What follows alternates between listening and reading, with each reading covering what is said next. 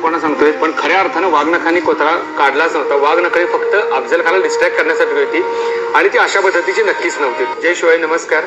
कोल्हापूर मर्दानी खेळ यांच्यातर्फे दरवर्षीप्रमाणे आपण याही वर्षी पारंपरिक आणि भव्य दिव्य अशा खंडेनवमीचं आयोजन केलेलं आहे. त्यानिमित्त आपण आता यावर्षी तरी किमान 1700 शस्त्र आपण इथं या पूजनासाठी मांडलेले आहेत.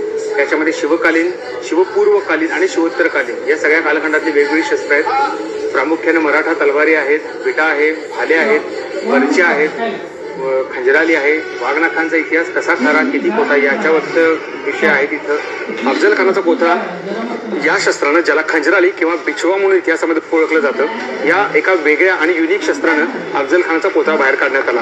वाघनखांनी फक्त अफजल खानाची पकड सैल करण्यात आली आणि ती सोन्याच्या वेढण्यांमध्ये होती. याशिवाय चांबड्याच्या ढाली, ज्यांना खऱ्या पुढे ढाली म्हणतात, पट्ट्या आहेत, बरेच वेगवेगळी शस्त्र, तोफगोळ आहेत, तोफा आहेत, वेगवेगळी शस्त्र आहेत तिथे सगळी.